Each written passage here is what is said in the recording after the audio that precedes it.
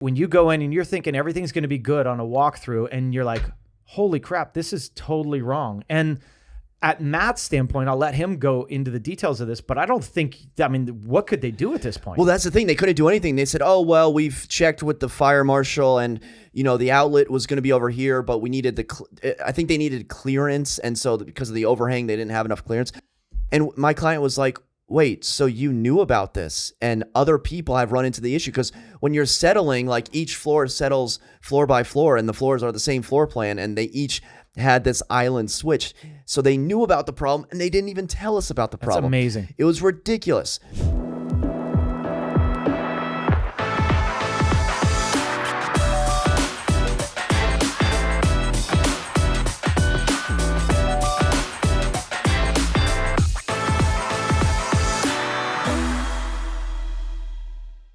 How's it going, everyone? Welcome back to another episode of the Shawn and Matt Show. My name is Matt, that is Shawn, and welcome to our show. Shawn, in today's episode, you're going to take on Reddit, and I'm going to throw you some questions that Redditors have been asking, not to you directly, but just out into they've just been screaming into the void about their first-time home buyer problems. Okay. And sellers, and they're not all first-time home buyers. So it's essentially what Shawn would answer to these Redditors' questions, because I'm guessing you've never been on Reddit, never answered a question on Reddit. You don't have a Reddit account. Is that correct? I do not have a Reddit account. I have never seen these questions. Hopefully these are softball questions.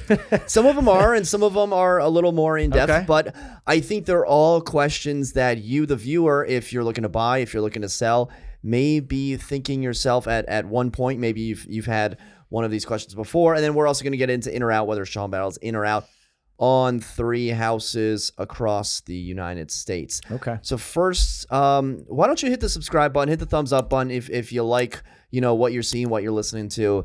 And let's get into the first question. Shawn, is there a difference between selling as is with a realtor or selling to an investor? Let me give you the background here. It's going to be a little of me reading, but I do need to set the background. The poster says, we badly need to sell our home for a variety of reasons. Desirable area, quiet neighborhood, dead-end street, cul-de-sac, great school district. The only problem is we cannot keep up with the home repairs and maintenance. It has a few big issues and our modest income cannot afford to fix. We bought the house for $125,000 in 2010 and the house is worth about $200,000 now. I owe about $92,000 on it. We're strongly considering selling this home for as much as we possibly can as is. Renting for a couple years, yada, yada, yada. Our credit is bad.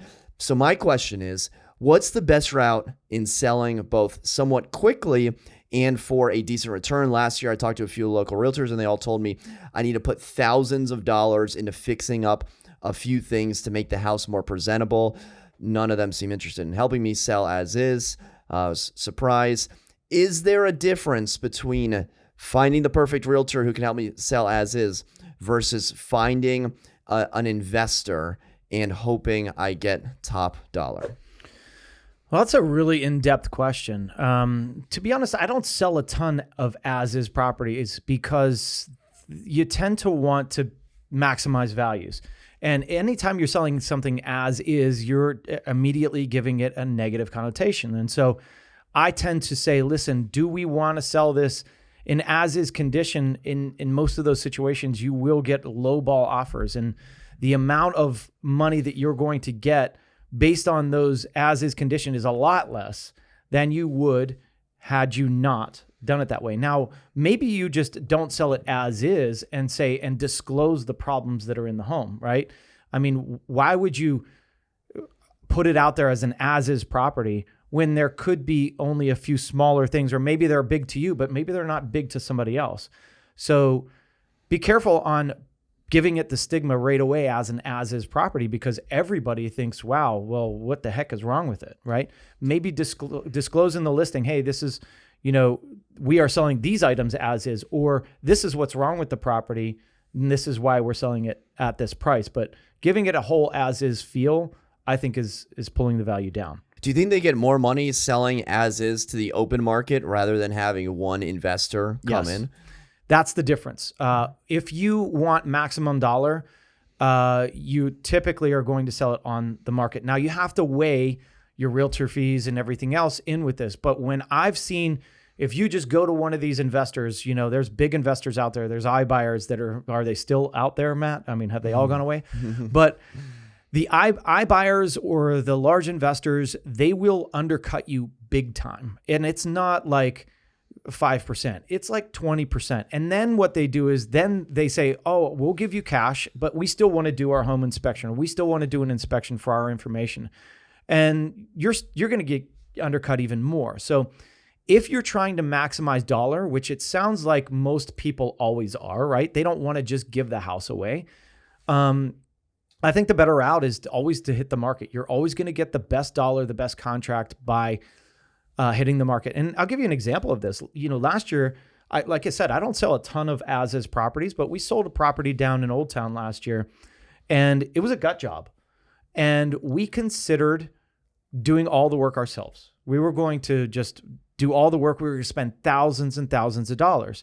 And sometimes when you look at it, somebody said, do we really want to spend $50,000 to maybe make $70,000? Like, is $20,000 enough for the risk? Is it also enough for the risk to miss a market? So you have to look at your timing on the market to make sure that you're going to hit the right timing. So we were all set to do all this work. And then finally we were like, I don't think the risk is worth the reward. I don't, and my clients were like, yeah, I agree. I don't really care about making the extra 20. I just want to be done with this and done with it quickly. So we could have sold it to a one investor, but what we did was put it on the market. We got lowball offers, we got some decent offers, and then we got one really good cash offer. And that yielded us exactly list price, which was what we wanted, And so I think just based on that scenario right there, your best opportunity is always going to be to hit the market. What is the advantage of putting it in as is condition? What's the advantage of that? Because in my head, I'm thinking, okay, well, we mark it as is and no one submits a home inspection contingency, or if they do, we just strike it. Well, what if you just don't mark it in as is condition and then you just tell everyone that, hey, we're not going to fix anything? What are the advantages of listing it and saying that it's an as is condition? I think that's the advantage right there. You're going to get a lot more showings just by saying, hey, we're not going to fix anything, but don't label it as is, because as is, what if you are willing to fix something? Or what if there is something small and minor and somebody comes through, you could have had somebody come through if you wouldn't labeled it as is, that may have purchased the property and said, oh, well, do you mind fixing this one little thing? Or do you mind giving us a little credit for this? Whereas if you stigmatize it right off the bat as an as-is property, you're going to get a lot of investors because they're thinking tear down, or, they can deal with this stuff. But there are a lot of small mom and pop shops that, or just, you and I that would have gone in there. But then when we see that as is, we're like, oh man, there's probably some major stuff going on. So if there's not major things wrong with your home, or if you see it as, oh, these are such big costs to you might not mean big costs to somebody else. So don't always sell it as is. I personally would try never to do that. And even when I sold that property down there, I didn't put it as is. I just said investor opportunity, like something like that in the listings. Because if I would have said as is, it was like, oh, what's wrong with the foundation? Well, what's wrong with the roof? Like, why are you selling it as is? If you know that something's like a tear down, then all right, then maybe it's an as is. But if it's just big repairs, I wouldn't stigmatize it. So we're selling a condo soon in as is condition in this building. Now people ask, oh, what's wrong with the roof? What's wrong with the foundation for a single family house? Well, condo doesn't have either of those. But this property, it's got the original kitchen. It's got stains in the carpet. It's got the original bathroom. Work just hasn't been done on the property in a very long time. So the seller doesn't want to stick their neck out and say, yeah, I know all about, I think it's a liability issue too, because, we don't really know what's wrong or what's right about the property. We're just saying, hey, here's the property. It's an as-is condition. We're not going to warrant the condition. I know every property, in Virginia is a buyer. Virginia is a buyer beware state, but I think it's an extra layer of security as well for the seller. It could be. Yeah. I always go through that paragraph and I personally would just put it out there and just say, hey, we're not going to fix anything. I don't know of anything wrong with the property. It's just old, right? It's just old stuff, old kitchen, old cabinets. You're going to want to replace everything. Is there anything wrong? Do I know of, a leak that's coming up? No. So if your clients don't know of anything that's big like that happening, we just think everything's old and you got to redo it. I personally wouldn't put the stigma out there personally. I mean, and especially with a condo, because a condo, I mean, all right, your biggest ticket item is your HVAC system, your water heater, right? Well, walk me through this. So you're a condo buyer. You see a one-bedroom condo come on the market for $415,000. You scroll through the photos, and then you see in there it says as is condition. What are you thinking? Are you thinking, oh my gosh, what's wrong with it? And then you look at the kitchen, and you're like, oh, the kitchen's 30 years old. Then you look at the bathroom, and you're like, oh, the bathroom's 30 years old. How is that as is clause going to negatively impact your purchasing decision? Well, I mean, I don't think it's going to. Sometimes people think that they can't do a home inspection, when it's as is or like something like that. So I would say you can still do a home inspection, even if it's as is, if it's labeled as is, you can still do whatever you want prior to going under contract. They're just not going to fix anything. I don't know. I mean, it's a personal thing. It's a personal choice at that. You can put in the listings, like you can put excellent, fair, like, I don't know. I'm always going to put pretty much excellent, right? I mean, I'm trying to sell something. The house is just this okay. This is excellent for 1970. Yeah. Like if you want a 1970s condo, a 1980s condo that is in pristine 1980s condition, you can have it.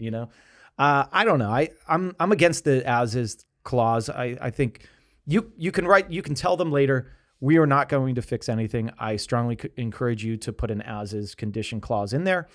But if you get an offer and it has a home inspection contingency, you're just going to strike it anyways.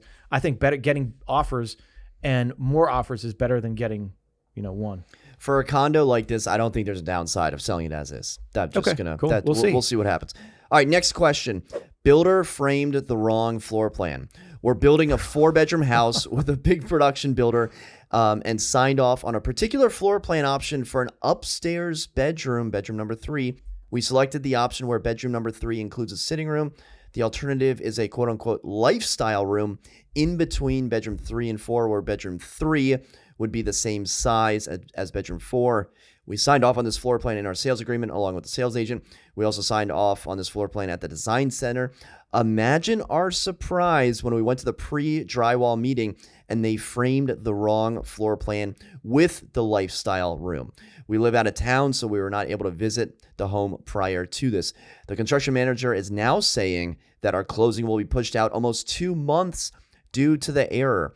Has this ever happened to anyone where the builder framed the wrong floor plan? We've spoken with our realtor. They've never heard of this occurring. We want to go back to the builder and request an incentive of some sort since they are putting us in a bind. We just listed our home for sale at an aggressive price. What would you request from there? Wow, that's really unique. I've never heard of that happening. What I'll say to begin with is that you have to look at your contract. Every builder contract is different, and they build a lot of stuff safeguarding themselves. This seems like just negligence. Somebody did something wrong. So in my opinion, they have screwed up the deal. They're supposed to create a certain floor plan. They did not. They are screwing up the deal. They are now delaying settlement because they screwed up. This isn't because they couldn't get material. This isn't because of unforeseen circumstances, which is a lot of times what they have in new build contracts. This is because they screwed up. And I would definitely be going and trying to get something. I think the easiest thing to do for you as a new construction purchaser, one thing that the new construction company does not want to do is reduce the sales price. They always want to keep your sales prices up. Why? Because when you settle and they're trying to sell the community out, they're going to see what is that sales price is. So it's a lot harder for them to get that sales price again if they're lowering the price. So my thought always is, when I'm telling my clients with new construction, is try to get some sort of seller subsidy. How much is this costing you? How much is this putting you back? Or what do you think it's worth for delaying for 2 months? Depends on what kind of rent you're having to go through, what kind of troubles you're going through. There's movers, there's contracts underneath the house you're trying to sell, the back contracts. There are a lot of people that could be affected by a delay from a builder. So in my opinion, I would go for some sort of seller subsidy. Keep in mind, you always have to check with your lender to make sure that you can accept a certain amount. There could be a 3% of the deal. It could be 6% of the deal. It just depends. Usually on new construction and with the prices, you have a long way to go as far as how much you can ask for.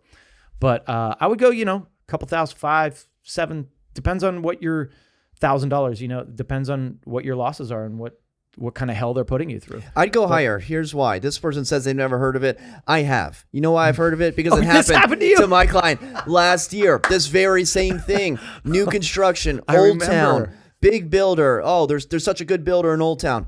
We walk in and they lied. The floor plan was not what we agreed to. It wasn't what we signed off on.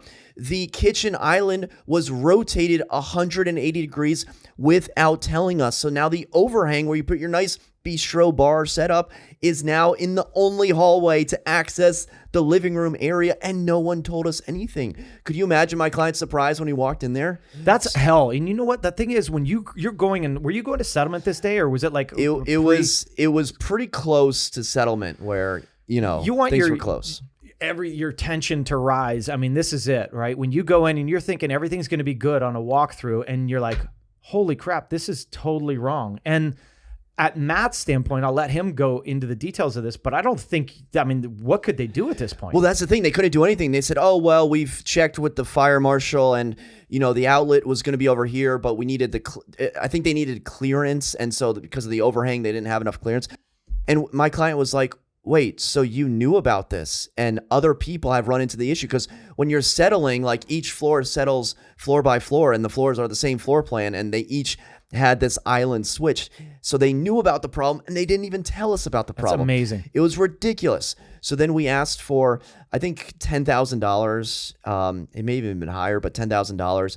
And they accepted it. There were a couple, I really feel bad for my client. He kind of got the short end of the stick, but he got $10,000 to go to his closing costs. There were some other things that didn't go as smoothly as we would have liked. But when you're doing new construction, it's not something like, oh, everything's brand new, everything's going to be perfect. No, you got to have an eagle eye on these things.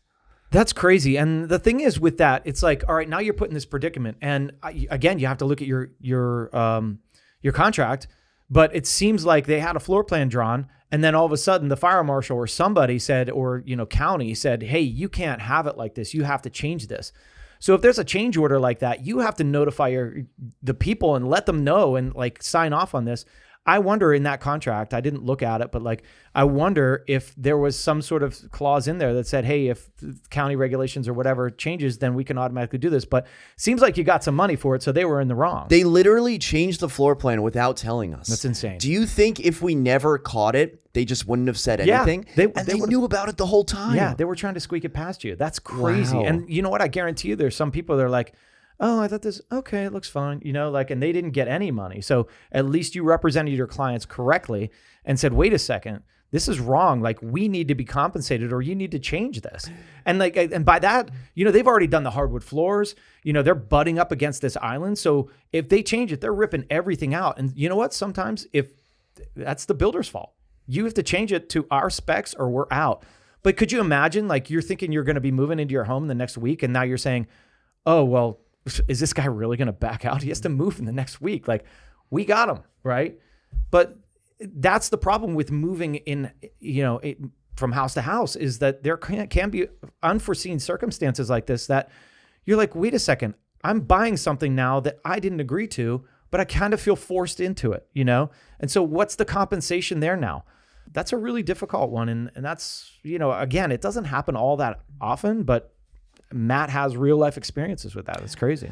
All right, let's get to a more basic question, if you will. Right. Diesel 7390 asks, actual HOA fees approximately $40 higher than what was listed on Zillow. Is this normal? I'm buying a condo in New Jersey. Zillow listed the HOA fees are $410, but during the attorney review process, I find out that the fees are actually $450 per month instead. What would you recommend? Happens all the time. Happens a lot.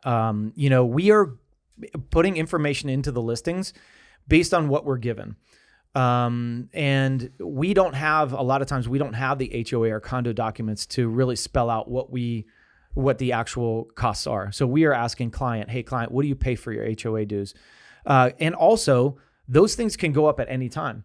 So we have seen along, where we live, a lot of the condos in the area have gone up significantly in their HOA or condo dues because of inflation. So we've seen like 6% increases.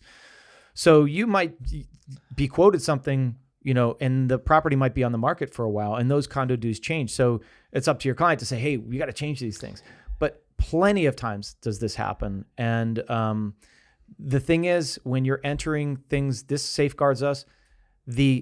The information in the system is deemed accurate, but there could be some things that are inaccurate. If you are ever buying a condo in the fall, you need to be careful because fiscal year, October, budget changes over. So, you could go under contract in September. Your client's like, yeah, my HOA fees are $400. But what they're not telling you, either by negligence or just laziness, is that the fees are actually increasing the next month because the new budget was approved. So you got to be careful of that. And then I've also seen, the condo fee and then the parking fee. It's like, oh, well, the condo fee was $400, but you forgot to tell me about the $50 per month parking fee. What's embarrassing though is sometimes, the agent will be like, the listing agent will be like, I didn't even know that. My client didn't tell me that there's an extra parking fee or something. So I have a condo on the market right now where there is a separate fee for the parking space, but it's a yearly cost of like $350, which, in the grand scheme of things, it's not that much, but it was disclosed.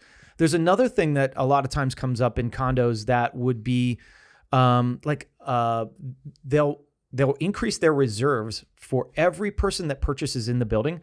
They will charge a month or a 2-month condo fee that will go into the reserves. And so this happened to me twice this year. One, and on the listing side, I knew that a particular building charges this, but then I was purchasing on another one and I didn't realize that the other building also did this, because there's very few that do this, but they charge 2 months to go into reserves. And you will learn this when you look at your condo disclosures. Just know that in the state of Virginia, where we practice, our clients have a 3-day right of rescission. They can back out of that contract for no reason whatsoever based on what they're looking at in the condo or HOA documents. So what the seller has to do, or the seller's agent has to do, is order those documents, so that what we do is we order those documents in advance prior to going under contract, so that when we have a contract and we go under contract, we can deliver those to that person right when we go under contract, so that their 3 days is from ratification and 3 days, and that's it. So if they find anything that they don't like, they only have that 3-day period. If you wait and give those HOA or condo documents 2 weeks down the road, and then there's something in there like, oh, the condo fees are actually this, they can back out 2 weeks into the contract, which you do not want to happen. So what's the solution here? Because this person, they were looking on Zillow, and Zillow has inaccurate information all the time. But let's say hypothetical, and it's not hypothetical because I think it's happened to both of us, where client goes under contract. You can be on the buyer or the sell side. In the MLS, condo fees, HOA fees, $400 per month. You go under contract, and then surprise, they're actually $450 a month. What's the buyer's move there?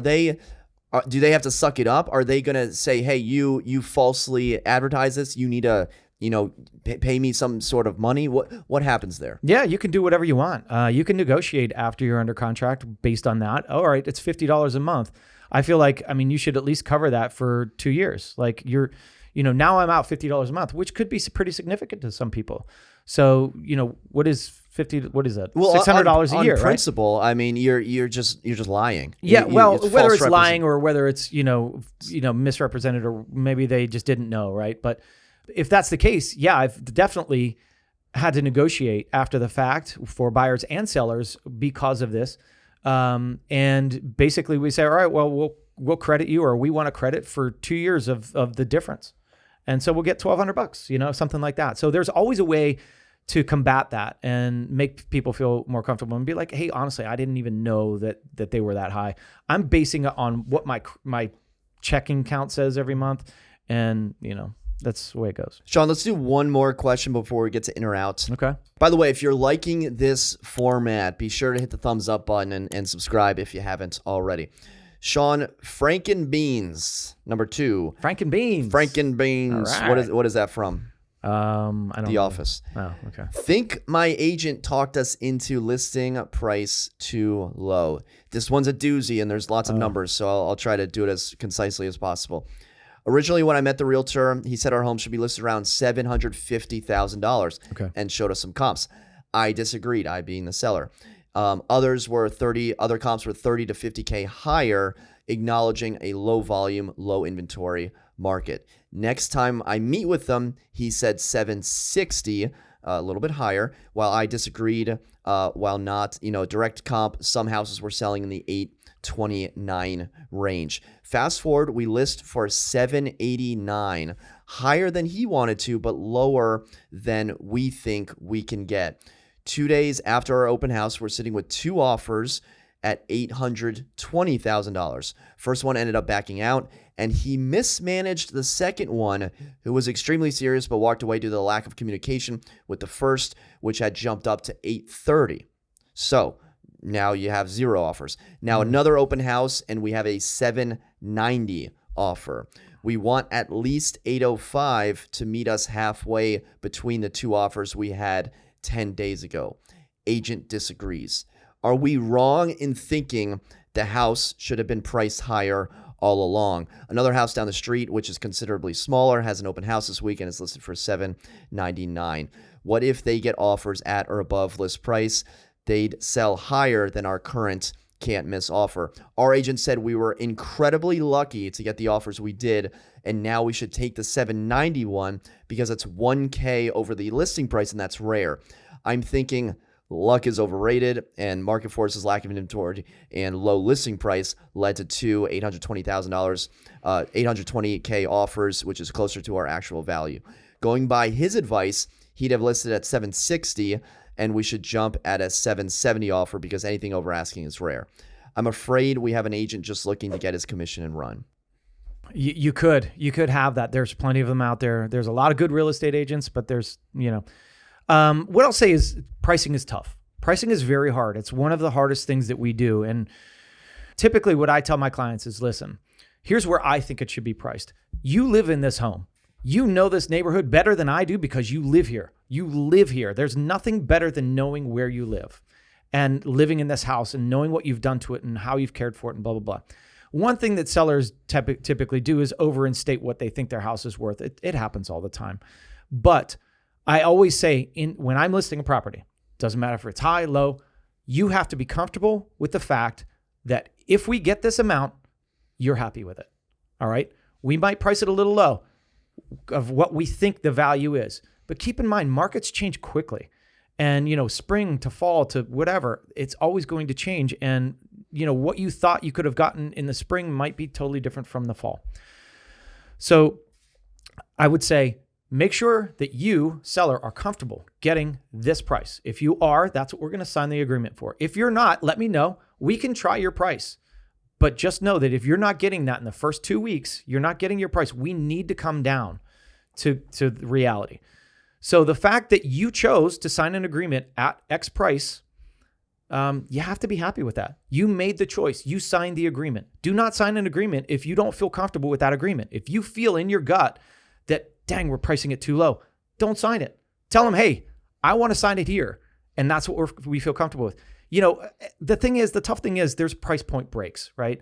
And if you price it at 805, it's kind of weird. It's like, all right, let's go to 799.9. But if you price it at 799 and that's what you get, you have to be okay with losing $5,000, right? Again, it's a tough thing.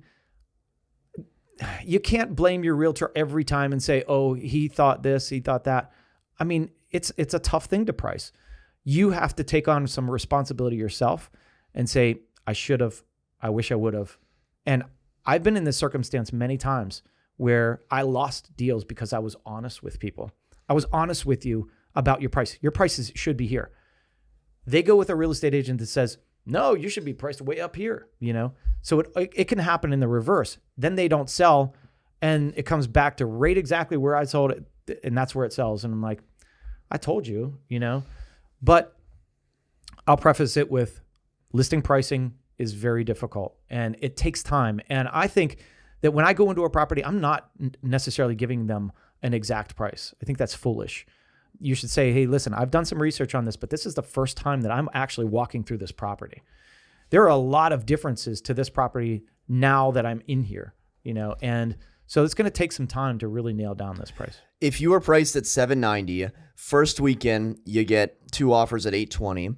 and they both, offers fall apart. People pull offers, it's scary. Things happen.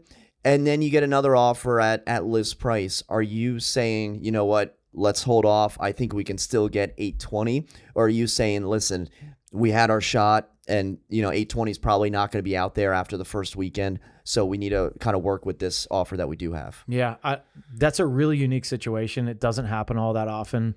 It's a big fear of mine. I've seen it happen where, more or less, where you go under, or you get this great offer on the second day of the market, but you want to make it through the weekend, so you delay and you say, hey, no, offers are due here. They pull the offer. It was a great offer, and then they resubmit, and there's no one else resubmitting, and you got a lower offer. It can happen. So again, telling your client, you're making this decision. You have to take that risk. If you want to take this offer right now, take it and be happy. If you want to risk that it comes in lower later and you don't get any more offers, you're going to take that risk. Seller, should you take it?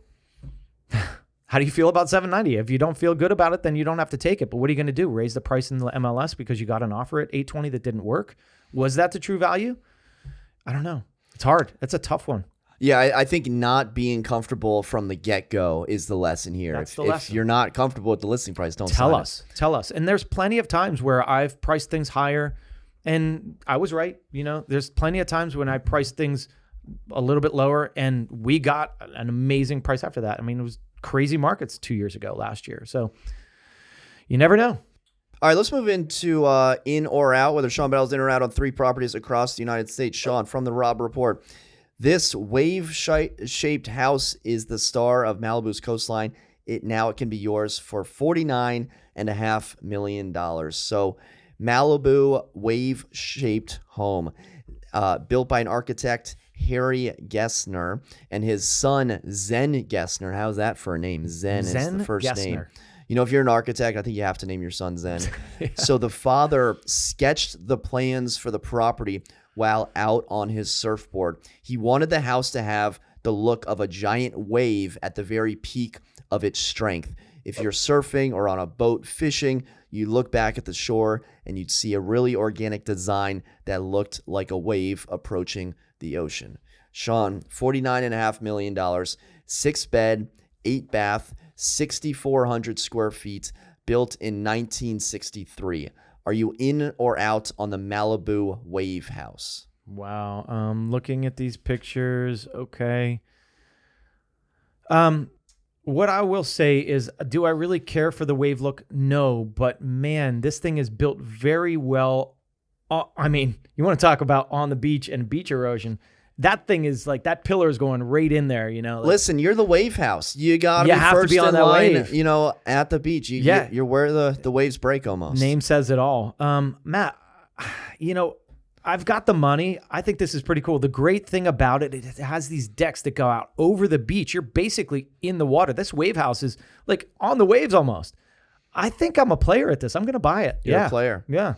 If it's in Malibu, I'm probably going to buy it, and this one is no exception. I'm definitely buying this. It's got the cool architecture. It's got that, look, that room right there. That 1950s kind of sunken living room action. It has like a mid-century modern feel to it. Yeah. I'm all about it. Love it. So I'm definitely in on that. Okay, next property. We have the perfect Queen Anne house in Escondido. We have 4 beds, 3 baths. Shawn, you just have to look at this. It's the Albert H. Beach House, a Queen Anne Victorian that sits on 0.45 acres. And if you were to punch into like ChatGPT or any sort of AI and say, draw the perfect Queen Anne house with, crown molding and custom wallpaper fit just for this property, this is the house that you're coming up with. Shawn, are you in or out on the Queen Anne 4-bed, 3-bath, 3,300 square feet for $2.25 million? Easy one. This one I am in on, Matt. You're in. Absolutely, 100%. Is this too old for you? I typically don't like the old Victorian looks, but I love the exterior of the Victorians, but the interiors can kind of get some, some strange gaudy looks, right? Good feels. But this is an absolutely gorgeous home. Look at the garden. Look at the outdoor area. Yeah. I mean, could you imagine I didn't sitting even under see that. What a bonus. pergola? I'm totally. The other thing that gets me is front porches or side porches like that. It's got a really nice side porch. Just really well done. Beautiful home. I love it. I never, there's not often times when I say I love a Victorian home, but this is great. It reminds me, the interior wallpaper reminds me of that place down that I visited down in Southern Virginia hotel. What was it called? Southern Virginia, Greenbrier? The Greenbrier. Yeah, like that wallpaper kind of stuff. If you haven't been to the Greenbrier, you got to check it out. It's, got that wallpaper feel, but that's what this reminds me of. It's hot, man. It reminds me of a West Coast Maywood. Like, you ever go and see like the Queen Anne's in Maywood? I'm so in on this. Yeah, this beautiful. has got me written all over. And not only that picture right there with the 2 palm trees coming up, just gorgeous. Yeah. I think it's been on the market for many years, so it's probably, way expensive for the neighborhood. But I mean, $2.25 million in California is not a crazy price, I don't think. I don't think so either. All right, wrapping it up, we're going to Mansion Global. Seller shopping Courthouse-Turned-Home in London for $19 million. The roughly 5,400 square foot Chelsea building, which isn't listed publicly, is believed to date to the 18th century. So, Shawn, here's what I got for you. It's an old courthouse that was converted into a home in the 1990s. From the courthouse, here, houses for history, it is believed that prisoners were led to boats on the nearby River Thames and sailed to Australia, according to the borough. The building has taken on other roles throughout over the years, used by wine merchants in the 1900s, but before, it was never a residential home until now. So, Shawn, we have a Courthouse-Turned-Home for $19 million. Let me load up a couple pictures. This is off market, so this is hot commodity stuff. This is the one I wanted to show you. You have a fireplace that I think me and you would have to stand on each other's shoulders to be big enough for. Coming in at 5,400 square feet, $19 million, Chelsea Courthouse. Matt, originally, my initial thought when you were telling me about this, I was like, no, I'm not buying a courthouse. Like, that just gives me bad stigma. And like, I feel like, no, I don't want it. But then I saw the pictures. I'm like, geez, this is unique and it's amazing. Honestly, like, you wouldn't be able to tell. I haven't seen the front of the place, but the interior is so unique and so dramatic and like big open spaces. I think I'd be a player at this. You'd be a player. I think I'm buying all three. I think I must be in a good mood. I don't know. Well, I am right there with you. I'm buying it. I was trying to think of because I've said no to so many London properties, and I think I'm going to say yes to this one. I think I love a good great room. Yeah. If there's a good great room, I'm all about it. It's a beautiful great room too, and it's like the fireplace is just, it just looks so good. And it's like 18-foot ceilings with big windows on the sides, and a wood burning fireplace. What could be better? I love it. We'll have to see if it gets a buyer. Well, we'd love to know what you think. If you're in or out, be sure to drop a comment in the comment section down below. Hit the thumbs up button if you haven't already. Subscribe if you're not already subscribed. And for Shawn and myself, until next time, we'll see you then. Take care.